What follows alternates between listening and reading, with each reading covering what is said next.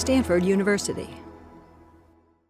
So first, I just want to say thank you guys for having me. It's really an honor to be here. Sally and Lee and everyone who invited me. And a special thanks to Mike McGee, who really is the reason that I'm here. And just to give you guys some of the background on this talk, about a year ago, I attended the energy seminar, and Mike was giving a presentation on his research on organic solar cells and the partnership that he has with Hazlehurst University in Saudi Arabia. And I was really interested in the talk and went and spoke to him about his work and his research, and that evolved into kind of a couple just off-the-hand investigations into various areas of the industry around materials limitations and industry growth and things like this that were done with 3 other students in my class, Sam Fort, Graham Potter, and Katie Shattuck. And then I went on to take Mike's class in solar cells last spring quarter and put this, the bulk of this presentation together as a final project for that course with Sonia Kastner, who just graduated from the business school last year and is working at a solar startup in the area. So she definitely deserves equal credit for the work that went into this presentation. And with that, I'll begin. So what this talk is going to do, it's going to kind of move from a macro perspective down of the industry and kind of the core fundamental dynamics of how it works, and into some of the specifics of where the industry is today. And in doing that, we'll address what the markets are, how to think about the cost of solar relative to the cost of other energy sources, what we need the cost profiles to move towards within solar in order for it to be really competitive with traditional fossil fuels, and finally, kind of what the state of the industry is today. What specifically is not going to be discussed is policy, and I will refer to some policies at points, but if that seems like a hole in a lot of ways, it's intentional in trying to keep with the fundamental dynamics of the long-term industry and leave out the nuances of how the tariffs work today. So just kind of generally speaking, there's 3 types of installed solar that you have today. PV, you'll see on your rooftops. Concentrating PV, which again uses the cells, but in a concentrated manner, typically at 500 times sun concentration. And then the thermal towers, like the ones that BrightSource and eSolar are building, which don't use PV at all and convert the sun using mirrors directly into heat that powers turbines.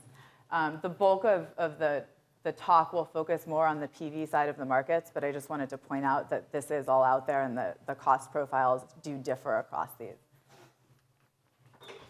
So what are the end markets? The primary end markets today are residential rooftops, commercial rooftops, or ground-mounted systems, which are typically utility scales. Sometimes you'll see them ground-mounted in commercial systems, but for the most part, they're done at the utility level. What are kind of the next generation of markets? Building integrated PV is kind of finally starting to really emerge, and in some ways it really is the holy grail of building design involving solar. So you actually have the materials for solar integrated into the building itself. And rural electrification. So as people really focus on the 2 billion people in this world who don't have access to electricity, and many of which are off-grid, you're starting to see more and more solar being deployed in those regions. And actually, I don't know how many of you saw, but a couple weeks ago, eSolar, which is a solar thermal company that's based here, signed a contract with Clean Energy Power in South Africa to supply those, their tower systems. So they will be utility scale and require some level of transmission, but throughout 7 countries in Southern Africa. And that's a pretty big deal for a company to make that move into those markets. So we'll probably see those emerge. So how does it work? This is a very basic chart of the electricity supply chain, and it's important in how we think about solar relative to generating capacity today. So today our generation mostly comes from fossil fuel plants, which are stationary and transmitted over power lines to the distributed end users, the buildings and homes that we have. There are different costs at each point along that line. And so when you think about solar and what the cost is, it's important to think about where you are in this chain. There's a cost at the generation plant, there's a cost of that transmission, and then there's a cost of kind of the end-use connection. And whereas coal and natural gas and all of these things have to be built stationary, PV has an opportunity to play here at the distribution level. And so the cost that you want to think about comparing there is the cost that you're actually receiving at this endpoint, whereas for the utility scale systems, you want to think about what the cost of the generation is, not including the transmission. So Additionally, thinking kind of how solar varies across regions. This chart's from 2007. The goal is not to focus on the actual electricity prices themselves, but to focus on the differential and how different pricing is across the country and really across the world. So you've got states like Ohio that have 5 to 6 cents a kilowatt hour electricity prices, and then you've got California, which is at about 12 cents a kilowatt hour today. And so that's a really huge discrepancy in pricing that you need to compete with, and kind of tells you that solar is going to make more sense sooner in certain areas than it is in others. Incentives. This is going to be my attempt at bringing policy into this and recognizing that it is a huge driver, and then not focusing too much on it. So RPS standards and these mandates that have been put in place, especially in the US, to build renewable power are definitely contributing to adoption. And that's important given that we're not at the state today where solar really is at grid parity. And so you can see that they differ from state to state and around the world. And there's different forms of this. This chart shows renewable portfolio standards, but you also have tariffs, taxes, incentives, so on and so forth. So how do we think about kind of what areas solar is really optimal for? And this is a really neat chart, I think, that McKinsey put together that lays it out pretty clearly. And you see the average price of power on the left-hand axis and average annual solar installation on the y-axis. And the size of the dots refers to the size of the electricity market in those areas. So ideally, your best solar markets would be to the top right of the chart, where you've got high electricity prices and you've got a lot of sun. And so you can kind of see California in the middle there. Italy is up there. Some of the areas that have been predominant in solar power. You've also got Germany on the other side, which I'll just flag because it has been a really big player in the solar industry, and that's largely been driven out of the feed-in tariff structure that they have in that country, as opposed to the kind of fundamental drivers of that geographic area for solar power. So the next couple of slides are going to talk more specifically about how you calculate that cost and think about it. So one thing that's really important is capacity factor, and this is basically a measure of how frequently the plant is used. So you take your average power and you divide it by the total power that's being generated, and that kind of gives you a measure of efficiency. So solar, it has a roughly 18% capacity factor, which is reflective of about 5 hours a day when you can capture the sun, compared to fossil fuel plants like coal and natural gas that can run at 80 to 90% capacity factors. So you've got a pretty large differential there in just how much of the total amount of energy that you could produce by the system you're actually going to be able to get out of the system. So that we take into thinking about our cost per kilowatt hour, which is a way of thinking about levelizing your costs. And with solar, people often have a tendency to focus on dollars per watt. You hear that term a lot. You have to be careful with that when you're comparing it to other sources of energy, because that's a reflection of capital cost as opposed to a reflection of the actual price of the electricity that it needs to compete with. And so what you really want to do is take that capital cost and take all of your other costs, your financing costs, your operations and maintenance costs, your fuel costs for each of your sources of power, add them up and divide them by the total amount of power that you're going to get out of the system. And that's going to give you typically a cost that's displayed in cents per kilowatt hour across each type of different fuel source that you can compare on a more apples to apples basis. So how do we do that? We're not going to go through the specifics of everything here, but this is kind of to show you how many assumptions do go into these levelized cost of energy calculations. And as a result, the output cost that you're going to get is highly reflective of the assumptions. So you have things like your capital cost, which is typically in dollars per watt, your tax rate, what do you expect the lifetime to be, what are your operations and maintenance costs, and then what are your financing terms. And you're going to see levelized cost of energy calculated differently by a lot of different people. So there's no one-stop recipe for how you calculate this and what assumptions you put in. But as long as you understand them and they're equalized across what you're comparing, it's a fair way to look at the different sources. And then this is just a projection to show you how the model works. You take all those assumptions and you build out your model year by year, and then you discount your back to present day to get your cost per kilowatt hour. So what are the assumptions that really kind of matter going into these models? One way to look at them, or one set that I would say is really important, are your capital cost per kilowatt. So again, going down to dollars per watt, your capacity factor, your fuel cost, your operations and maintenance costs, and your lifetime. And so you can see just by looking at this how different each of the forms of energy are. You've got solar PV, and these are utility scale costs. That's another thing to remember right now. I'm showing you all at that point in the generation chart where the plant generation actually is, not later. PV at $5.50 a watt, you can build a natural gas plant for $1 a watt. So if you just looked at those numbers by themselves, it wouldn't look very good. But when you start to factor in fuel costs and other things, you realize that on a levelized basis, it does start to equate. So where are we today? This is kind of levelized cost of energy reflecting current pricing and fossil fuels across solar and traditional. So you can see that PV and thin film are still at 14 cents, 12 cents a kilowatt hour, and that's including current production and investment tax credits in the US. Whereas you've got coal and natural gas still down at 4 to 5 cents a kilowatt hour. And actually the natural gas price down at 4 cents a kilowatt hour is reflective of a fundamental change in that industry. Natural gas prices have dropped dramatically. That's started to cause a shift in actually how much coal we use relative to natural gas in markets today. So that's, a year ago, those two costs would have been almost the same, or with natural gas higher. So you might look at this and think, well, even with our incentives, why are you ever going to put solar in? Because it's clearly a lot more expensive than your other options. The good news is that a utility doesn't actually need these things to run at 90% capacity factor. They only need a certain amount of power during what's referred to as peak times of the day. And so that red chart, hold on.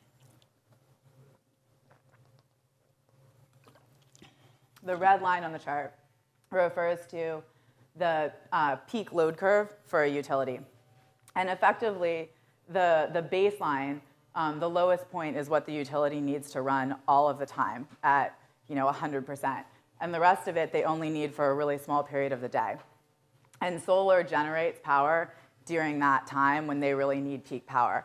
And so even though it has an 18% capacity factor, it's not an all bad option. And most natural gas plants in the country today are actually run only 20 to 23% of the time. The rest of the time, they're shut down because they're being used just to meet this peak power. So I guess this is a utility dispatch curve, and I don't know how many of you guys have seen one before or not, but I think it's a really helpful way to think about how a utility decides what source of power to use and how often they use it and what that cost is. So they're going to turn on the cheapest source of power that they have first, and then they're going to start turning on more expensive forms of power to meet peak demand. And that typically means that you're starting with hydro, so all hydropower is being run all the time, and then moving to coal, natural gas, and on to diesel gensets and backup things like burning oil. What you are seeing today is somewhat of a shift. You're seeing less coal plants run, and there's a surplus of coal capacity right now, and more natural gas plants run because natural gas is so cheap. How long that dynamic stays in place is unclear, but what you want to think about for solar is really what is the cost of this peaking power, like right around where on this chart natural gas is, and compare that to the cost of solar as a form of peak generation. And so if you do that, solar actually looks really good. So if you take the average peak price to an electricity of running peak power over the last, and this is a last year and a half number, so it's not a current number, it's 25 cents a kilowatt hour. If you looked at current prices today, it's closer to 20 cents a kilowatt hour, again, because of gas. If you look at PV, without the incentives, without the production and investment tax credits, you're at 24 cents a kilowatt hour. So it makes economic sense today for a utility to adopt a solar system to meet peak demand. So what do we really mean by grid parity? it's this concept of when the power that we're generating from another source of energy is directly cost competitive and in line with traditional forms of energy that are produced by the grid. So this chart shows you how people think about when that point is going to be met. So the black line that's coming from the left down to the right is the cost of solar, and the other lines are various costs of electricity generation. And they reflect different types of markets and so on and so forth. And you would see these lines differ very significantly across different regions of the US and the world. But when they cross is effectively when we've achieved grid parity. So how do we get those lines to cross? Well, this is a back of the envelope calculation that was done to just give people a general sense of where do the costs of solar have to get in order for us to be more in line with, to be at grid parity. So we're around $6 a watt today, slightly lower, and that enables solar to compete with peak power, which is about 10% of the total generation in the US. If we cut that in half and got down to $3 a watt, we could compete with most natural gas power generation, which is about 25% of generation capacity today. If you cut that down to $1 a watt, you could compete with coal, which is 75% of total usage. And if you cut that further to 50 cents a watt, you would be the cheapest source of power available. It's important to recognize that 50 cents a watt is a really out there number given where we are today. That's a fully loaded install cost, but I think it gives a nice representation of just how far down the cost curve so we really need to go to be a primary form of generation. So the next kind of set of slides I'll go through will break down the specific costs of solar a little bit further. So we talked in the beginning about the different markets and how they are sitting at different points in the kind of electricity supply chain and therefore have different costs. So this shows you what the cost differential for solar PV, these are 2008 numbers, are from residential, commercial to utility scale systems. So you can see residential systems are at about $9 a watt, and utility scale systems are at below $5 a watt. So that's and within there, you would have transmission costs associated with that when you started to compare the utility systems to the residential systems on a pricing basis. And again, the regions differ too. So you see the differentials in the electricity rates and cost rates across different parts of the US. So what is in those numbers? People talk about cost per watt, obviously. I said that, and there's a lot of different points at which they can be referring to that cost per watt. So you have your cells, and that's a certain cost per watt, and then those get composed into modules, and that's another cost per watt. And then you have your total installation in your systems, and that's a third cost per watt. And then you have every variation in between, depending on what piece of cost you're adding in or excluding. And so this shows you, taking it from the module level up to the full install level, what those additional costs are. So you have your inverters, your balance of systems cost, various and sundry overhead, labor of installation, et cetera. And those costs are important because when you think about, people talk a lot about the different technologies, but if you can drive costs out of these balance of systems costs, you're going to drive costs out of the whole industry, kind of on an more agnostic basis than the technologies. So this reflects some of that, which shows you the difference in composite relative contribution of the costs for crystalline PV and thin film PV. So in crystalline PV, the silicon is close to the modules themselves, the silicon modules are close to 70% of your total cost, whereas in thin film, they're more like 50% of your total cost. So you can see that if you drive costs out of the kind of balance of systems component, you're going to get more bang for your buck than you are on the silicon side. So this is a quick summary of what the various technologies are and where they kind of are. And it's important, Mike's going to go into much more detail on the various types of solar technologies in 2 weeks. I wanted to put this up here mostly to show you that there is a wide differential in things like efficiency, cost per watt, balance of systems costs, and that translates into differential in optimal markets. So you've got things like crystalline PV and thin film that can be deployed on a distributed basis. They can be modularized. And then you've got things like solar thermal and concentrating PV, which have to be centralized. And so there's different market applications as a result of that. And organics, obviously, is an emerging market, which apparently the world record has risen to 7.6%. So I think these numbers are a little bit old on that state, but that just gives you a sense of the technology. So what do we need to do? How do we start to get to grid parity? Increase in efficiency. Obviously, the more power you're going to get per unit of area on the cell, you're going to drive down your costs. Reducing materials usage and using cheaper materials. So you're seeing people adopt thin film technologies rapidly. Companies like First Solar are out there with things like CAD-TEL, which are much cheaper than silicon. Scale and standardization. The Chinese have really led the way in this. They have got mass production going, and they're driving the costs out of the manufacturing really significantly. Smarter design and automation and integration across the industry. So you're seeing industry consolidation, which we'll talk about later. And then increasing adoption. So access to financing has been a big deal recently. A lot of solar projects haven't been able to get the financing that they need. And it's also been a big hit on the residential side due to the downturn. Along with that goes creative business models. And Lyndon Reeve will be here next week, who you should all come and hear. We'll talk specifically about those two issues. And then lastly, policies, RPS, incentives, tariffs, the potential of a price on carbon. So how fast does the industry need to grow? If you look at global forecasts for energy generation, and you look at where solar is today, so solar today accounts for 0.03% of our energy supply in the United States, which is tiny. So what is it going to take for this industry to actually contribute meaningfully to the energy solution? I ran a just sensitivity analysis around that, and if you assume on the bottom you can see various growth rates, so a 10% annual growth rate out to 2030, up to a 50% growth rate. And if you assume a 10% growth rate, you're going to be at less than 1% of total energy contribution. You really have to assume upwards of a 30% annual growth rate over the next 20 to 25 years to get solar to a point where it's really contributing meaningfully to our overall energy supply. So is it possible? How can an industry grow that fast?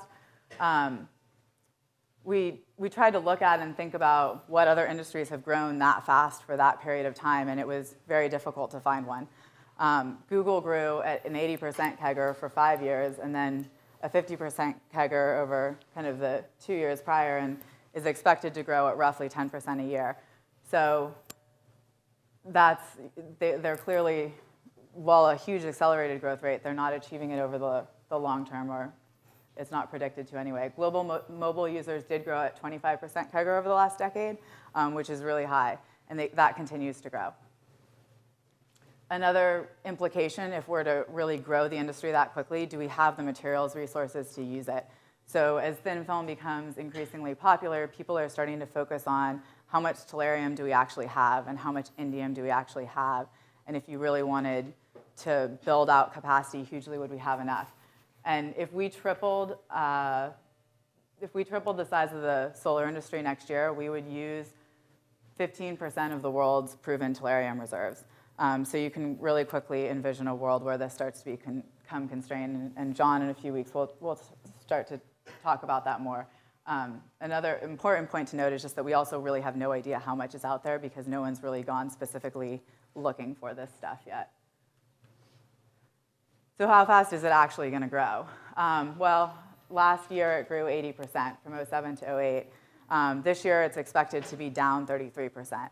And that's reflective of largely of broader market dynamics. But it's important because industries do typically undergo cycles. And it's probably unrealistic to expect that this industry will just grow at a growth rate of 30% plus over a 20 to 25 year period. It's more likely to go in ebbs and flows, which will have an impact on its overall growth rate, obviously. So what's the state of the industry? This is a typical industry curve, like Business School 101. you start to go through an emergence phase, you kind of peak, and then you go through a contraction phase, a recovery phase, and then and then into a second growth phase. And industries tend to typically follow these patterns.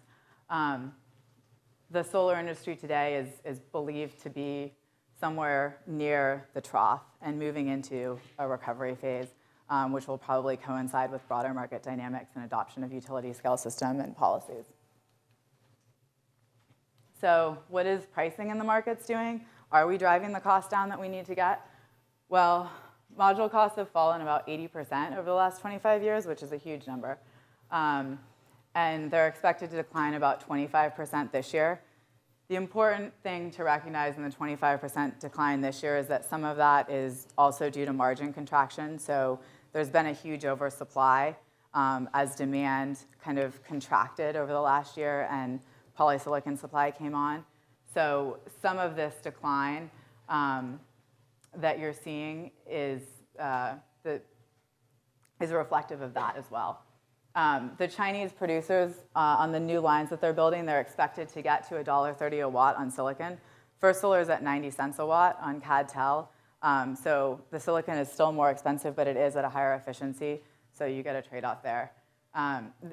The oversupply that I just mentioned is also contributing to a lot of folks selling at cost or below cost. So a lot of the Chinese producers, Suntech, et cetera, they're selling modules right now at about $1.80 a watt, and their costs are believed to be somewhere between $1.60 and $1.90 a watt. So some of them are probably selling below cost. And that's obviously unsustainable in the long term and important to recognize when you think about where the cost point really is, or where the price is relative to the cost point. The last thing I did want to mention is the other issue with falling prices to be cautious of is the impact that it does have on policy. And Spain is a huge example of that. They had really strong incentives and were one of the largest solar markets, and that has contracted massively when they took away those tariffs in reaction to the decline in prices. And so as these, sometimes artificial price declines occur, that can impact the long-term policy. So who's making solar and who's buying it? These are 2008 numbers. 33% of the supply came from China, about 30% from Europe. Japan was at 22%. And the vast bulk of it went to Germany and Spain. That chart will look very different next year. Spain is expected to be at 5%, and the US is expected to be at close to 20%. So even just year to year, you're seeing a huge shift in the dynamics of the aggregate supply.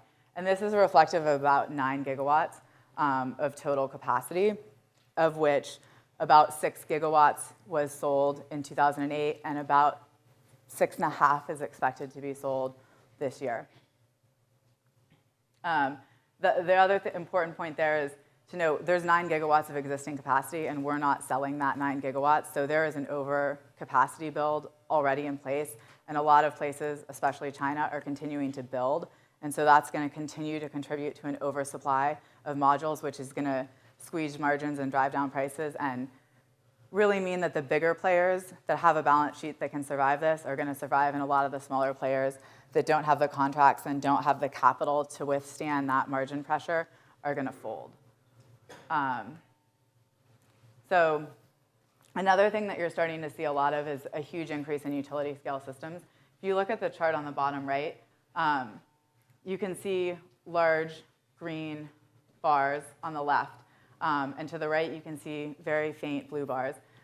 The blue bars are really representative of non-utility scale systems. And really up until today, there have been very few, there's not much green utility scale systems out there.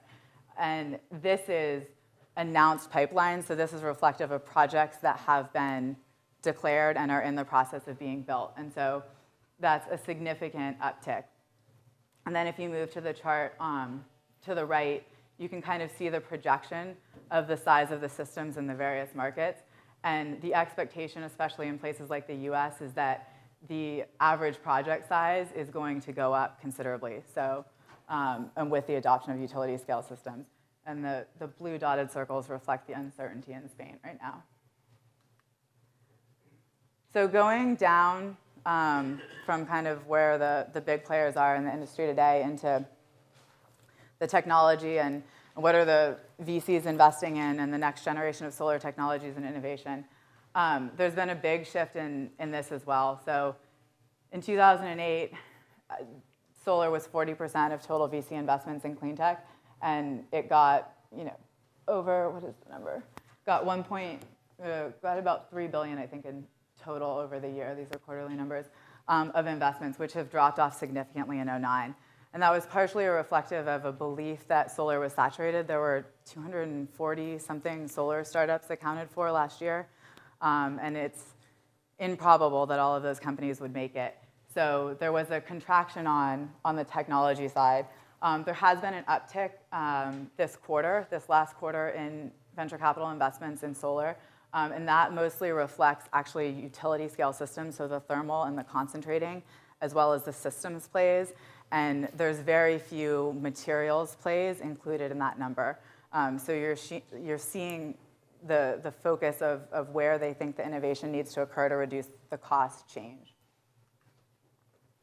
And so expanding, I guess, a little bit on that, these two charts kind of show you the breakdown of what venture capitalists have invested in within solar. So the chart on the left-hand side shows for 2008 the breakdown of relative solar technologies, and thin film received 48, almost 50% of the total funding, and within thin film, 80% of that went into SIG, which is a material that's being developed by companies like Nanosolar. That thin film number has come down dramatically. You can see that in the chart on the left. So if you look, this chart just goes through the second quarter of 2009, but if you look at what the investment is there relative to basically a year ago, it's down by orders of magnitude. So kind of wrapping things up, what and who to watch in this industry and where we are. The big guys are going to continue to thrive, especially during this current market dynamics. So companies like First Solar that really are the cost leader, and companies like SunTech that are really low cost on silicon. And SunPower, which has higher quality but higher cost. So whereas I said SunTech was selling at $1.80 a watt, SunPower is still selling at like $2.40 a watt. So there is some concern that as people really start to focus on pricing, SunPower is going to get squeezed. They do have a higher quality product that is going to be better for certain niche applications, but the smaller players will definitely be squeezed by them. Emerging technologies, so next generation of various thin film technologies, solar thermal, and innovations across the systems plays, as well as things like inverter plays and financing models.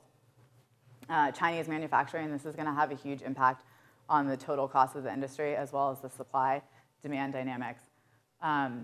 Industry consolidation, you're starting to see a lot more of it. First Solar bought OptiSolar a couple months ago, largely to gain access to their utility scale contracts.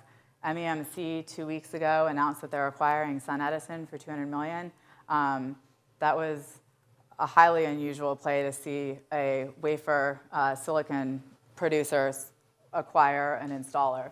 But more of that trend will likely occur over the course of the next couple of years. Materials access is going to be an increasing area of focus. How much do we have, and do we have enough, and what are the implications of that from a cost perspective on the underlying cells and modules? Business model, so you'll hear from Lyndon next week at Solar City. They really do have a very innovative business model to serve residential solar, and a financing product to support it. And then finally, global policies and incentives that are really important in bridging that gap between where the costs are in a lot of regions today and where they need to be for this to be purely cost competitive. And that's really it. This is in his opening speech, Obama said, the way we use energy strengthens our adversaries and threatens our planet. And I think if we want to address that, solar is going to have to be part of the solution. So that's it.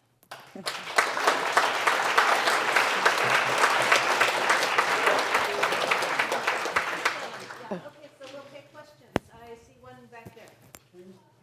Yeah, so when I look at my electricity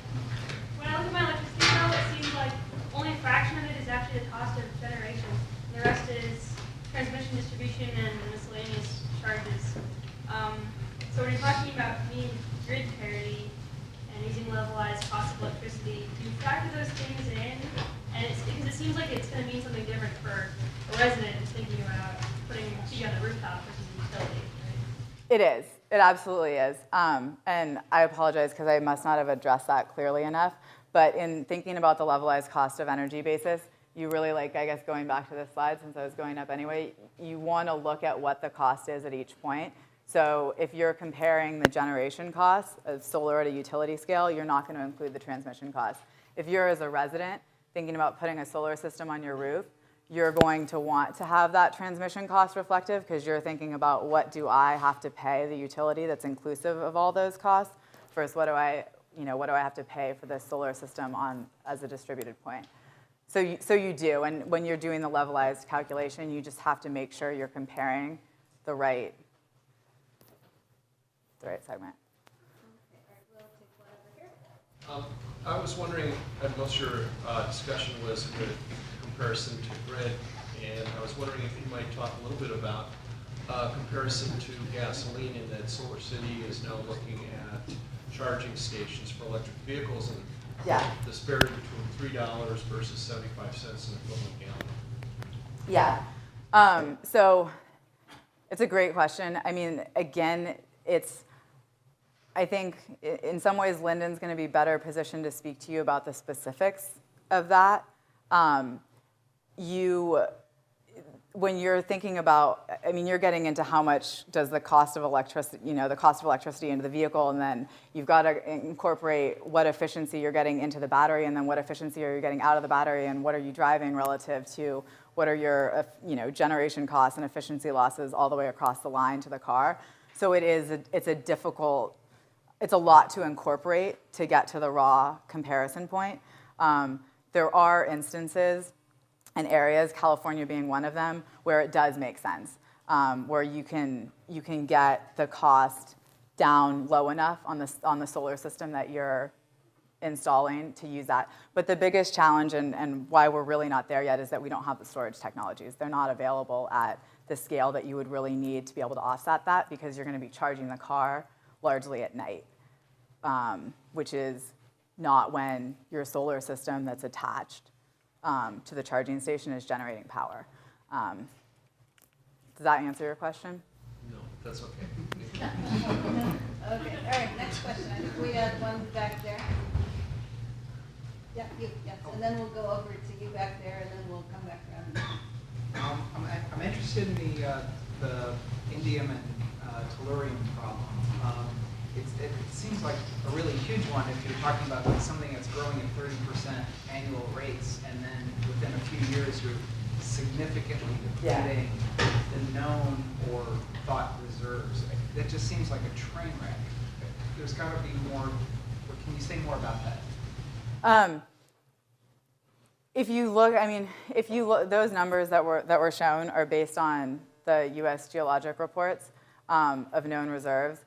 The challenge with those reports is that a lot of reserves are in countries that don't readily release how much they actually have, don't really actually know how much they have, and you've compounded on that the fact that no one's actually gone out really trying to mine for this stuff. So it's unclear how much is really there and how much you're going to be able to extract and what the cost of that is. And it's conceivable that when people do start to go out and really mine for these resources, they're going to find more than we know is there today. But your reflection is why people are starting to talk more and more about it. And Mike sent me a paper yesterday that Martin Green of First Solar published on exactly that question and trying to kind of alleviate concerns about it. I'm going to ask a follow-on question before we go to the next person. So if you're tracking where people are making investments, are there a lot of investments in mining, tellurium, indium? I mean, are we seeing money shifted into the mining industry to go explore for those and develop new resources? You're seeing the companies who are developing the technologies that require those resources to start to acquire rights to those and buy them up. So First Solar is kind of leading the way on that. They're just buying up tellurium reserves as much as they can. You're not as much yet seeing independent investment funds going out and making investments in those plays. for early stage and venture capital type things, it's just so capital intensive to do that it's unlikely that they would. Back with the Richard, yeah. Yeah, you showed that graph about time of use of supply versus demand, and solar looked really attractive there. But the utilities also are very concerned about reliability, and solar is generally not considered to be, 365 days compared to coal, which again comes back to the battery issue. If you really require a non-just-in-time world, but more of a sort of storage world because of the intermittent nature of solar, it doesn't really a lot of the cost-effectiveness of solar depend on how the battery market sort of co-develops? Yeah, so long term, if you're talking about really using solar as a baseload form of generation, it absolutely does. And if you want solar to be really baseload, you need storage technologies that are going to enable you to bridge that gap of when the sun's not shining. Right now, the focus is largely on using solar as a peak form of power, so using it when the solar is there. But that said, there are certain regions when you're going to have a lot of cloud cover and you're going to have other conditions. A lot of the systems, I spent the summer working in the Middle East, and the systems they're building out there in the desert, they're having huge problems with the dust storms that come because it clouds the air and it covers the systems. And so you have higher costs of maintenance to clean the modules themselves, and you typically use water for that. And you got to use clean water because otherwise it's too corrosive. And areas like the desert, where you typically get a lot of sun, you don't have a lot of clean water. So these are all issues that people are working on and need to be sorted out before you're going to see solar be something that's really competing with coal as a baseload form of power. It's also just, when you look at the investor-owned utilities, which you have to consider, like PG&E or San Diego Gas, they're regulated by the CPUC. The CPUC regulates them based on reliability. So until you can convince the utility companies the reliability, that they're more cautious about this. They are. At the same time, because of the RPS standards, they are very quickly signing contracts and signing this up because they need to meet those standards, and solar provides a good way to meet those standards. And so that is a huge driving force as far as getting the utilities to sign on before they would otherwise be comfortable to sign these contracts. Jim Rogers was here the other week, the CEO of Duke Energy, and he was basically saying exactly that. We're signing these contracts now because of the RPS. Otherwise, it would be 5 years until they figured all that stuff out before we sign these contracts. Okay, we'll go here, and then we'll go back over to you. The PG&E tariffs have both a usage kicker in the price, and also, if you sign up for it, there's a time of use indication or charge that brings it up to 60 cents per kilowatt hour if you're pulling a lot of energy monthly during peak time. That seems to really make it look economical. Yeah, it does. So depending on, the utilities across different regions and across different states, some of them use time of use pricing, some of them don't. Depending on what they do and how they do it and how they tax it directly to the consumer is going to have a direct impact on how the consumer perceives the choice of, do I want a residential system or do I want to just buy power? Is there something more that you're asking? It's more, it seems like there are levels of break even. For the individual consumer signed up for time of use pricing, there's a much higher price barrier that gets met much more easily than for industrial consumers, or at the bottom. That's fundamentally right. The costs at that point of the solar are also higher because you've got higher distribution costs, higher labor costs, higher all of that. So, but yeah, you're right. Okay, back over there. On the efficiency side, I guess I see we're coming up at eventually a theoretical limit on efficiency. And then on the price side, we're coming up on a market equilibrium eventually. So at what rate is the margin declining on price, and at what rate is the margin declining on efficiency right now? Are we already going down, or are we still? When you say declining on the efficiency, we're going up on efficiency, right? You mean the relative differential and how much we're going up on efficiency versus? Yeah, the marginal increase each year on efficiency. Are we starting to slow down and reach that limit? On the more advanced systems, yes. Where sun power is on those silicon modules, you're not going to get too much more out of silicon. At the same time, on the next generation, on the thin film technologies, there's still a lot of room. You've got, for solar, at about 12% out in the field versus 20% record on a CAD-TEL cell. So that's a pretty wide range if you can actually get these things manufactured at an efficiency closer to optimal. What about on the price side? Is that margin starting to shrink? That we're declining?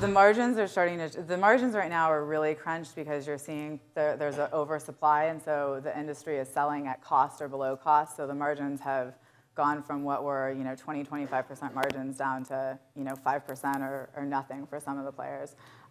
That's somewhat a function of timing and somewhat a function of driving down costs. But as the industry matures and the general macro markets recover, you're going to expect to see, it'll stabilize probably somewhere between 10 and 20% margins. Okay, back there, yeah, in the blue shirt, yeah, with the white button. I noticed that you mentioned a good number of the factors that go into making solar an advantageous power resource.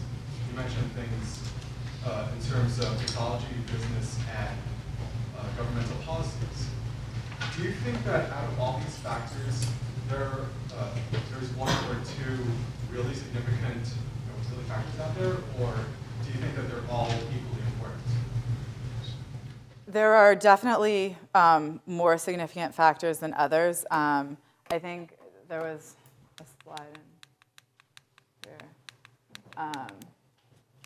So these tend to be the factors that people focus on, and then what's not listed on here would be kind of your financing. And so what is the cost of debt and equity that you're pulling in here to finance the plants? But the capital cost, what your capacity factor is, what your tax rates are in your lifetime, kind of operations and maintenance costs.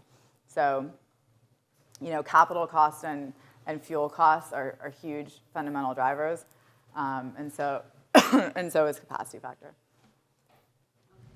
Yes, they're in the white, and that will be the last question. Just wondering on your grid parity, do you factor in the actual cost with the intermittency issue of solar, of the other generation that you might need to cover that, given that there is no storage really at the moment? And say it one more time. With the achieving grid parity with the Yeah. price of solar to the price of electricity on the grid at the moment, Yeah. well, given that the intermittency issue is quite a large issue with solar, Yeah. right? Do you factor in the cost of having the plant, basically the ancillary service, a plant on standby that you would need to cover those periods when you don't have any generation from your solar, and the type of cost that might be? So if I'm understanding your question right, I think that's somewhat baked into the capacity factor that's used here. So you're assuming that you're only getting power out of the solar for 18 to 20%. What I'm saying is you had like a peak there of at 1 p.m. when your solar was peaking. Yeah. You had an increasing load curve that peaked at about 6 p.m. At that point there, your solar's not giving you anything. You need to bring on a whole lot of other generation that you would need installed on top of the installation. Oh, you're saying, okay, the specific time of day. So you're saying because there's still a lot of power required at 6 p.m. Right. versus, so that specific timing differential throughout the day is not factored in these specific levelized cost of energy calculations. And it is a factor. That'd be the true cost of solar, perhaps, if you started to factor in those types of capital. So the challenge with factoring that in is that right now the way it's addressed is through this dispatch curve choice, as opposed to through a storage technology, because there's not really widely spread good grid scale storage technologies that they can just go out and buy. So the way that they deal with it is by just moving up and down this curve as far as what they're turning on and turning off. And that then is reflected in what their peak costs of power are. And that, like on this slide, this peak cost of power that they have is reflective of a combination of sources. So you do the solar cost, and then you would do the natural gas cost of having to turn that on at 6 p.m., which would result in you having a natural gas plant that's running at a lower capacity factor. than otherwise, which is going to drive your total cost of natural gas up. Right. So, Hence, the marginal cost is going to increase comparatively with that, and the cost of that through cost of installing the solar. Yeah, okay, yeah, talk to me after. Okay, anyway, that was fabulous. Thank you very Thank you, much. Sally.